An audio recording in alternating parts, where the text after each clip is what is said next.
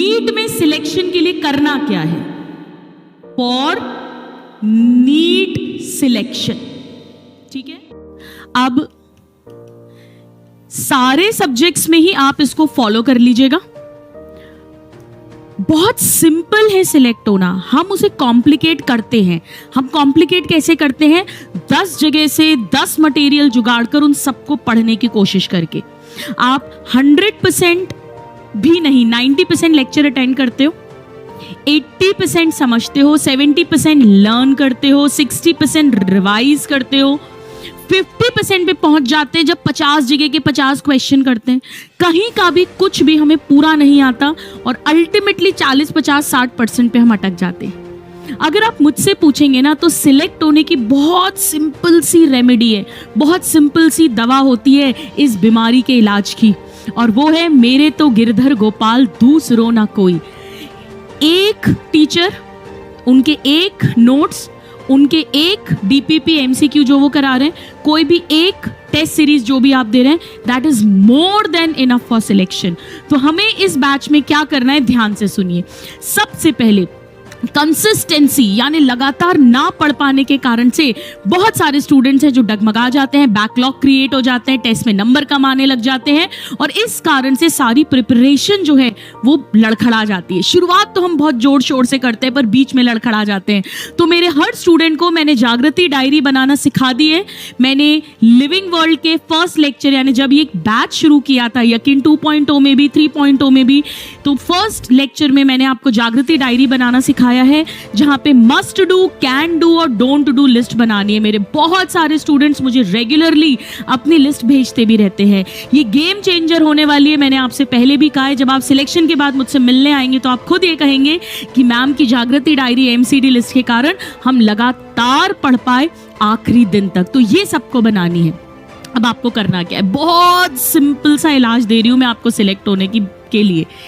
Lecture सुनो ध्यान से, यानी उस समय पर कोई भी इसका नंबर मांगना, उसका नंबर मांगना, वो सब नहीं करना। चैट बॉक्स में जो भी चल रहा है चलने दो। आप टीचर को सुनिए, फुल कंसंट्रेशन से सुनिए। बीच में थोड़ा थोड़ा पानी पीते रहो, इलेक्ट्रॉल पीते रहो, ताकि आपका माइंड फ्रेश रहे। अगर बीच में नींद आए तो मैंने आपको बताया, एक स्प्रे बॉटल रखो, फटाफट स्प्लैश कर लिया, हल्का सा एक चक्कर लगाकर उठकर वापस आ गए। पर लेक्चर सुनते समय, क्लास अटेंड करते समय बहुत ज़्यादा चौकन्ना रहना है, कॉन्सेंट्रेशन रहना है। इसके बाद में जब आपकी क्लास खत्म हो गई, आपने नोट्स भी बना लिए मेरे साथ में, अब जब आपकी क्लास खत्म हो गई है, तीनों क्लासेस खत्म हो गई हैं, आपने थोड़ा रेस्ट करा, जब भी आप अब पढ़ने बैठेंगे तो आपको वापस से सबसे पहले नोट्स ओपन करके उन्हें लर्न करना है। नोट्स में आप पहले थ्योरी लर्न करेंगे। अगर बायो की बात करूँ, थ्योरेटिकल सब्जेक्ट की बात करूँ, अगर न्यूमेरिकल बेस्ड सब्जेक्ट है तो आप पहले जो टीचर्स ने क्वेश्चन कराए हैं उनसे भी कर सकते हैं। फिर जो मैं क्लास में क्वेश्चन कराती हूँ आपने वो कर लिए। अगर कोई टॉपिक को समझने में आपको दिक्कत आ रही है, लर्न करने में दिक्कत आ रही है, वापस से आपने लेक्चर ओपन किया ऐप में और लेक्चर को 1.7, 1.8 की स्पीड पे उतने पार्ट को दोबारा से सुन लिया। पूरा नहीं भी सुनोगे तो चलेगा, ठीक है। ये जब आप करोगे तो सपोज करो आपका 1.5 घंटे का लेक्चर है, तो सॉरी 2 घंटे का लेक्चर है अगर आपका, या 1.25 घंटे का लेक्चर है, आपको 1.5 घंटा करीब लगेगा ये सब कुछ करने में। इसके बाद आपके पास डीपीपी आई है, आपको उसे सॉल्व करना है।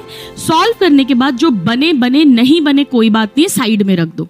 अगले दिन आपके पास मैं खुद उसका वीडियो सोल्यूशन रिकॉर्ड करके दे देती हूँ, वो फटाफट सुन लेंगे, हार्डली 5-7 मिनट लगेंगे। अब जब आपने ये कर लिया, ये करने में आपको करीब 1 आवर 45 मिनट्स टाइप लग जाएगा। इसके बाद आपको एनसीईआरटी ओपन करनी है। मैं एनसीईआरटी की एक एक लाइन, एक एक डायग्राम आपको क्लास में समझाती हूँ, और ना सिर्फ समझाती हूँ, लिखवाती भी हूँ, अंडरस्टैंड भी करवाती हूँ। तो आपको अब अपनी खुद की एनसीईआरटी खोलनी है। टीचर्स के भरोसे मत रहिए, क्योंकि हम ऑलरेडी एनसीईआरटी ही पढ़ा रहे हैं। अब मैं आपको दोबारा से एनसीईआरटी पढ़ाऊँ? हालांकि मैं समरी लेक्चर में भी सब कुछ बताती हूँ, लेकिन आपको खुद करना ये एक रिवीजन की तरह होगा। तो सपोज करो कि मैंने प्लाज्मा मेम्ब्रेन पढ़ाई है, तो आपने प्लाज्मा मेम्ब्रेन के नोट्स लर्न कर लिए, डीपीपी ट्राई कर ली। अब आपने प्लाज्मा मेम्ब्रेन वाला पैराग्राफ ओपन किया एनसीईआरटी में, मान लो 2 पैराग्राफ है, तो उसको हैंड टू हैंड आपने अपना पेन या पेंसिल लेके मार्क कर लिया। और अगर कोई ऐसा पॉइंट है जो आपने लर्न तो करा है, नोट्स में भी पढ़ाया तो सब कुछ है, पर आपको लगता है यार ये मैं भूल जाऊंगा, ये बहुत इंपॉर्टेंट डेटा है, तो उसे आपने मार्क कर लिया, एनसीईआरटी में ही मार्क कर लिया, और एक सेपरेट रजिस्टर या डायरी बना लो जिसमें आपने उस पॉइंट को लिख भी लिया हैंड टू हैंड।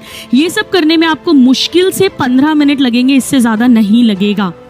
ये इंपॉर्टेंट है, ये लास्ट में बहुत इंपॉर्टेंट है, स्पेशली जैसे साइंटिस्ट के नेम्स हैं, साइंटिस्ट नेम्स हैं, इंपॉर्टेंट डेट्स हैं, कुछ डेटा है जो याद नहीं रहता है, इकोलॉजी में बहुत सारा डेटा ऐसा आएगा तो उन्हें भी हमने लिख लिया। ठीक है, इसमें आलस नहीं करना, ऐसा नहीं सोचना पूरा चैप्टर खत्म होगा तब मैं सुंदर सुंदर बनाऊंगा, ऐसा नहीं करना। अब ये तो आपको डेली करना है, ये आपको एवरी डे करना है, डेली। इसके बाद जब आपका चैप्टर खत्म होगा, जैसे मान लीजिए 7-8 लेक्चर्स का चैप्टर है, जब चैप्टर खत्म होगा उसके बाद जो संडे आएगा उस पे मैं खुद आपको उस चैप्टर का रिवीजन लेक्चर रिकॉर्ड करके दूंगी और PYQs का भी लेक्चर रिकॉर्ड करके दूंगी। यानी आपको अपनी तरफ से कोई दूसरी बुक सॉल्व करने की ज़रूरत नहीं है, कोई स्टडी मटेरियल सॉल्व करने की ज़रूरत नहीं है। रिवीजन लेक्चर यानी उस पूरे चैप्टर को, मान लो 8 क्लासेस हैं, यानी 8 दूनी 16 घंटे का चैप्टर है, तो मैं उसको 1-1.25 घंटे में कंप्राइज करके आपको दे दूंगी।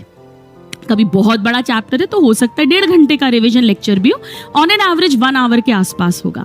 तो बस आपको ये सुनना है, इससे आपके पूरे चैप्टर का रिवीजन हो जाएगा।